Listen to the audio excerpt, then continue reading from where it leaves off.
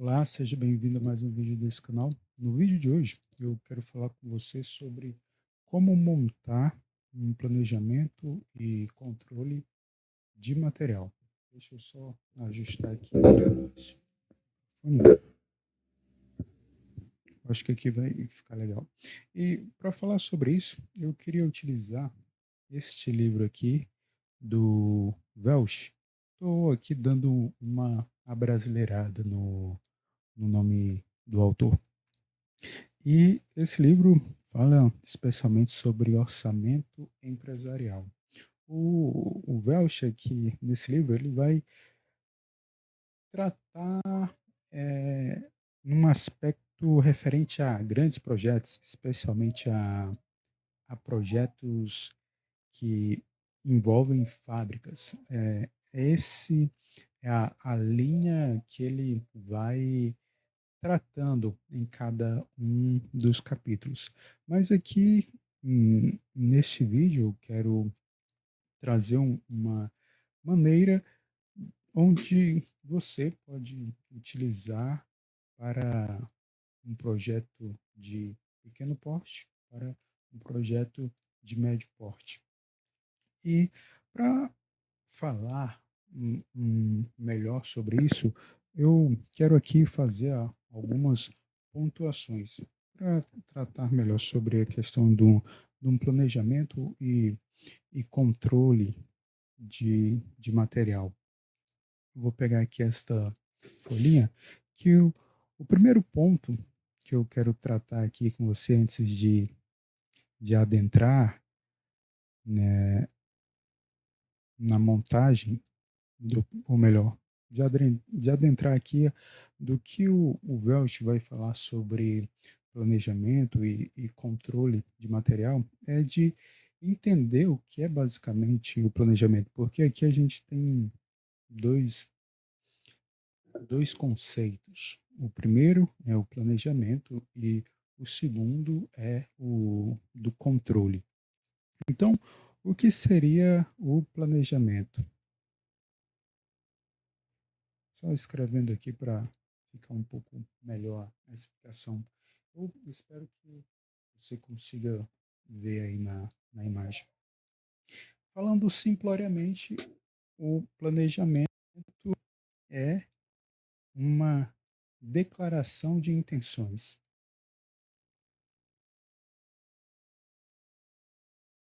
De intenções. E o que seria o controle? O controle pode ser entendido como a ação necessária para que as minhas intenções sejam cumpridas. Existe até aqui uma figura onde a gente pode visualizar isso de uma melhor forma. Existem duas figuras, eu vou fazer elas aqui, que é sobre a, o ciclo de vida de um projeto. Dentro do ciclo de vida de um projeto, existe a parte de iniciação, a parte que diz respeito ao planejamento,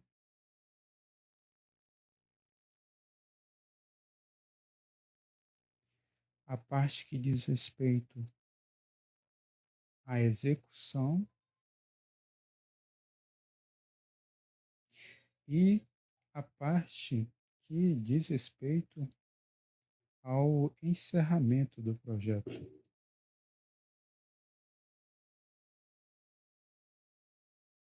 Encerramento.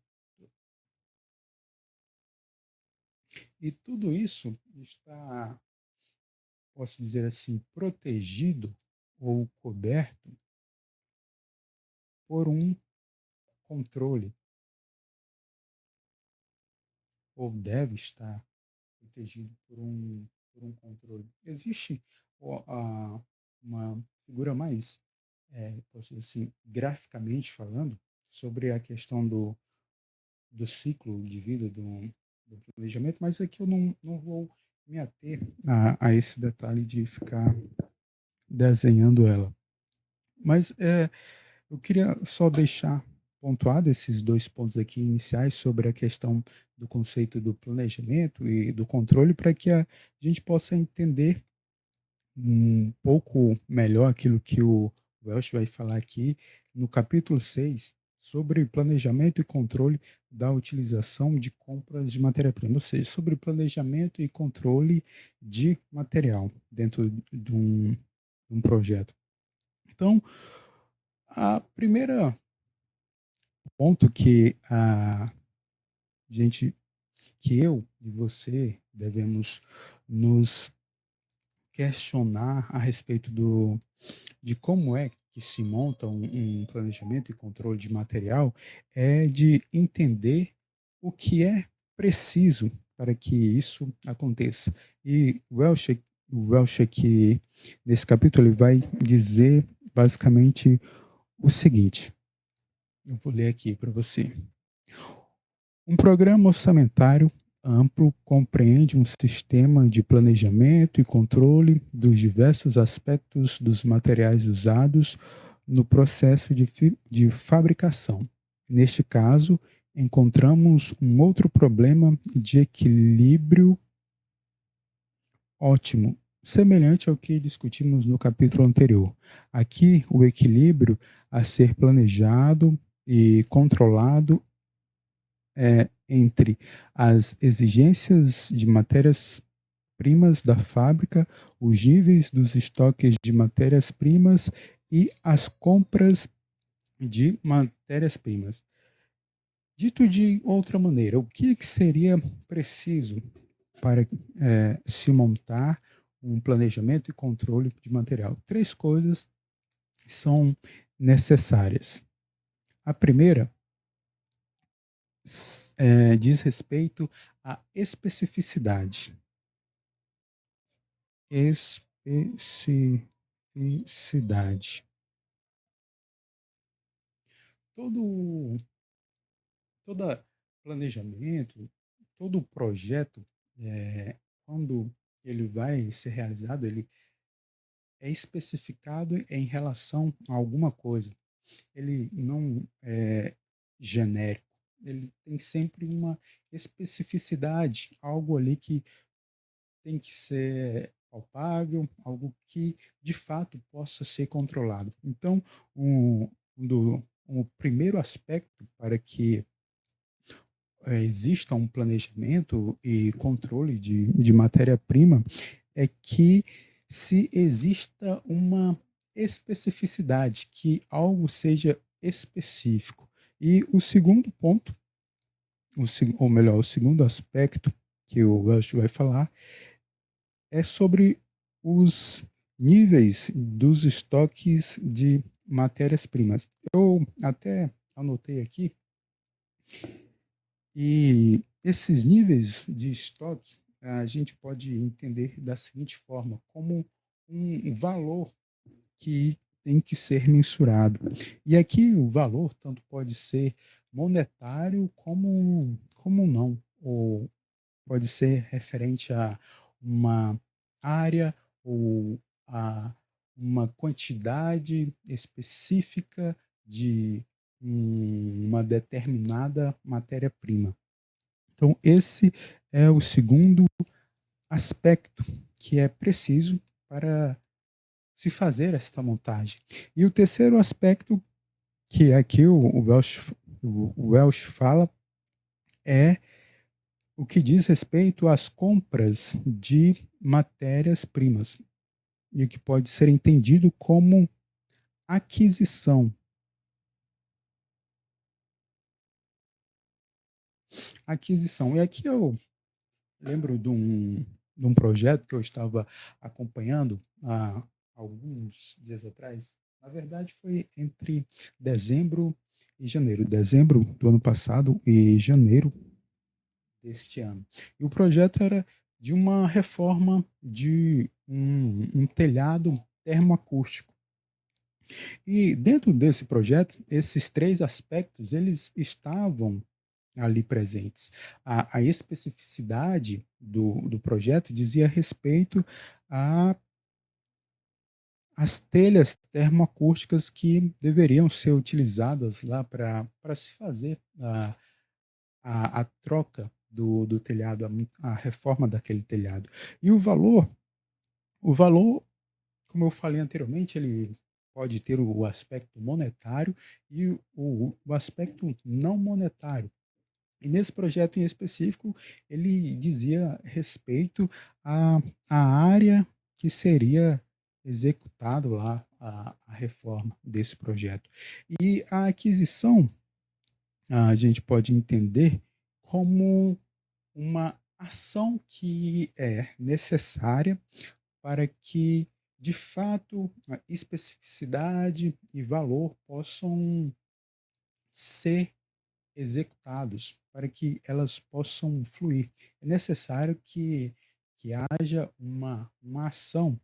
No caso, seria a aquisição dos materiais para que, de fato, nada faltasse quando se precisasse. E aqui um parênteses, é, um, um, do, um dos grandes desafios de um planejamento e controle de material, que até eu acho que vai falar aqui, é garantir duas coisas.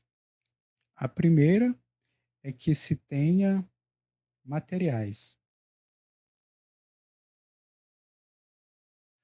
Materiais. E a segunda é garantir que esses materiais não sejam nem mais nem menos, que sejam suficientes para que, de fato, aquele projeto possa ser desempenhado. Tem aqui, mais para frente, ele traz até uma fórmula matemática onde pode ser utilizado para se ter um valor econômico de material, ou melhor, uma quantidade econômica de material necessário para determinado projeto.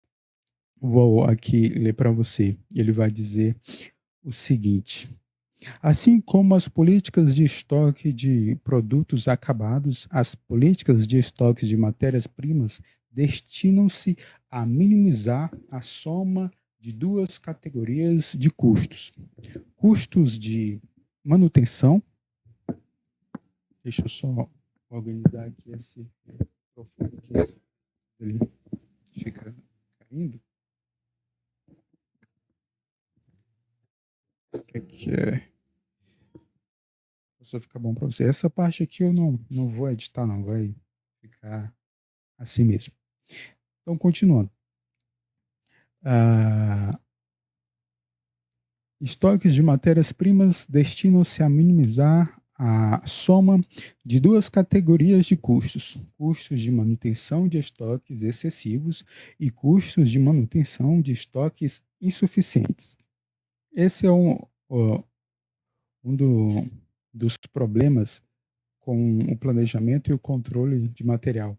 Ah, fazer com que, de fato, um material não seja excessivo, que as compras não sejam excessivas para aquele projeto e venha a ter grandes desperdícios, e também fazer com que as compras não sejam menos do que o necessário para que as coisas não faltem. Se você lida com um projeto ou já lidou, você vai me entender de que quando alguém lhe liga dizendo material tal acabou faltando, tá precisando desse material, senão o projeto vai ficar aqui parado e as coisas não vão dar.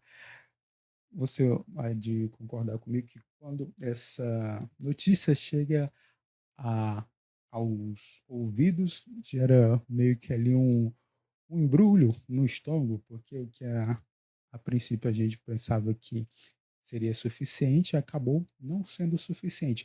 Mas é aqui um outro parênteses. Isso pode ser ocasionado por alguns aspectos. Por exemplo, na questão do controle, de se garantir que algo não seja nem excessivo demais, nem insuficiente demais. E aqui na parte do controle entram alguns aspectos que muitas das vezes ocorrem em projetos. Como eu falei no início desse vídeo, o planejamento é sempre uma declaração de intenção. E quando um projeto ele é desenvolvido só por uma pessoa, o único controle que essa pessoa tem que fazer é com ela mesma, ou seja, ela tem que garantir que as próprias intenções dela sejam executadas. Um exemplo aqui que vem à minha mente. Se você quer ler uma quantidade de livros durante um determinado período de tempo, esse projeto ali só envolve você. Então, você tem que estimular a sua vontade ali, falando de uma forma bem simplória aqui, você tem que estimular a sua vontade para que aquelas suas intenções sejam cumpridas, as suas intenções de ler aqueles livros. E também você tem que lidar com as circunstâncias que você está envolvido ali, as circunstâncias da sua vida. Talvez você é casado, tenha filhos, e muitas das vezes a rotina ali da casa tem situações que não permitem você ler em determinado horário, tem que ler em outro horário.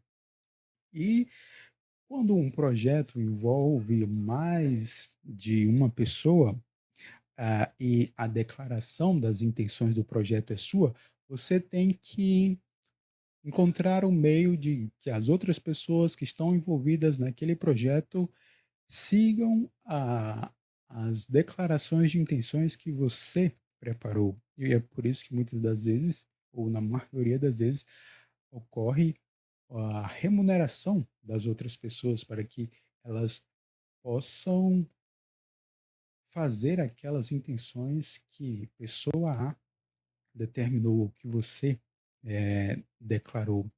Mas aí que entra aqui a questão do controle.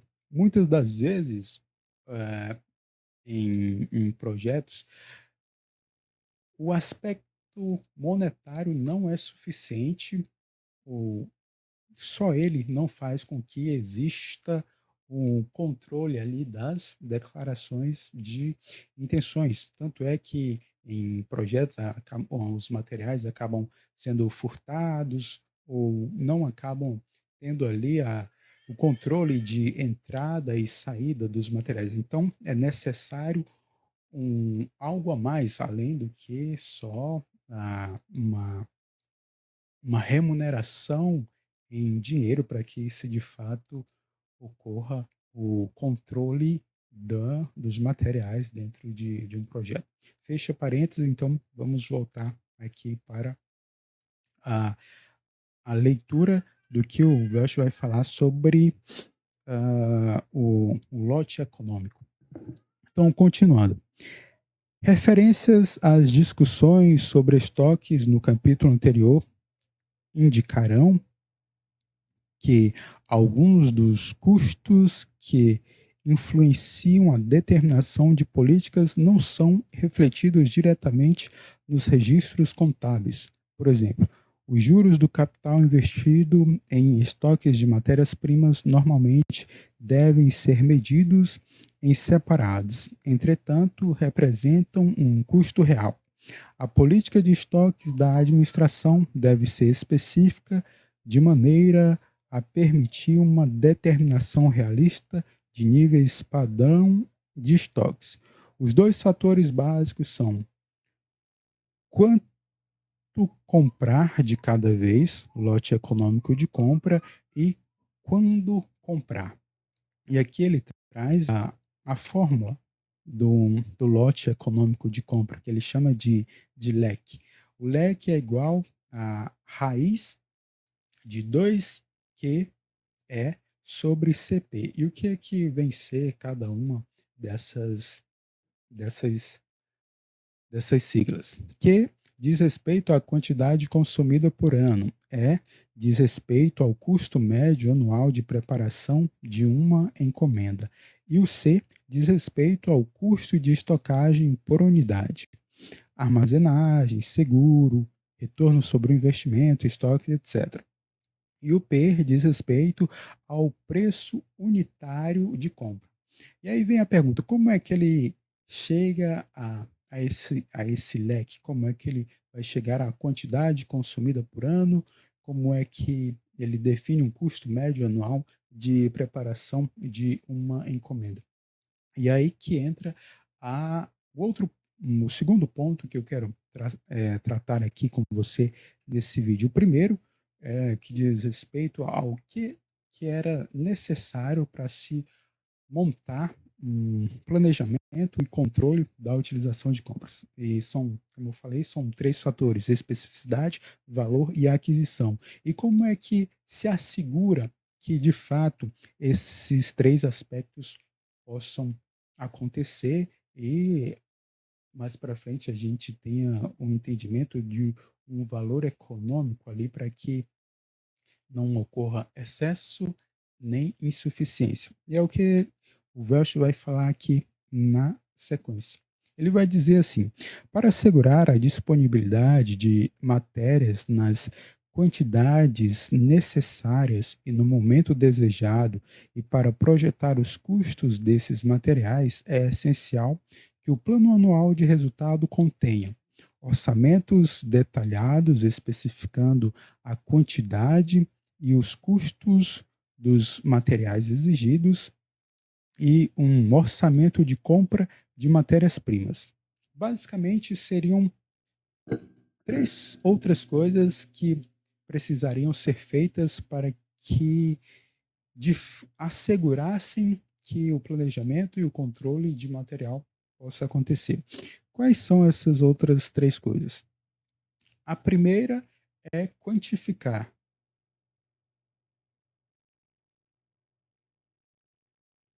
Não tem para onde correr. Quando um projeto vai ser feito, é necessário que se quantifique a quantidade de material ali que vai ser preciso é, ser utilizada naquele projeto. E aí entra um outro aspecto de saber qual o período que cada um desses materiais vai ser utilizado. E esse é o segundo aspecto que deve ser assegurado, a questão do período. E o último aspecto, que é o que está aqui contido no que ele fala de um orçamento de compras de matérias-primas. Esse último aspecto aqui diz respeito aos. Como é uma palavra aqui que eu posso deixar um pouquinho mais claro isso aqui? Diz respeito aos dados.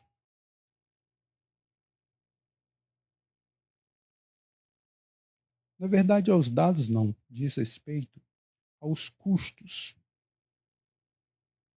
Aos custos. E custos aqui, quando o Welch fala, já está incluso tanto o que é custo direto e o que são os custos indiretos.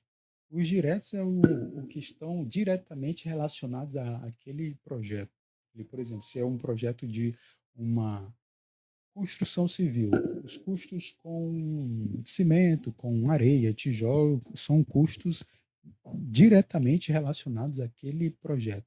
E os custos indiretos podem ser entendidos como, por exemplo, custo com ligações do responsável para com as pessoas interessadas naquele empreendimento. Então, isso pode ser entendido como um custo indireto. A questão de deslocamento de um projeto para outro também pode ser entendido como um custo indireto. Então, são esses três pontos, ou melhor, esses três aspectos: quantificar, quantificar a quantidade de materiais necessários, porque além de especificar o material necessário, é imprescindível quantificar quanto daquele material em específico deverá ser utilizado. E o outro ponto é o período. Qual o período aquele material deve ser utilizado? E entendendo isso, você vai ter a percepção de quando comprar aquele material e quando não comprar aquele material. E um dos aspectos dos custos, que é a partir da quantidade que foi levantada, você vai ter, vai poder ali ter um valor em real de quanto daquele projeto, ou melhor, quanto daquele material vai ser utilizado. Então, é basicamente esses aspectos que você deve levar em consideração, que aqui o Welch traz no capítulo 6, para que você possa montar um planejamento e controle de material. O primeiro aspecto que você deve entender é o que precisa. E o que precisa ser feito é especificar qual material vai ser utilizado, o valor daquele material. O valor pode ser entendido como algo monetário ou o valor de área ou de volume.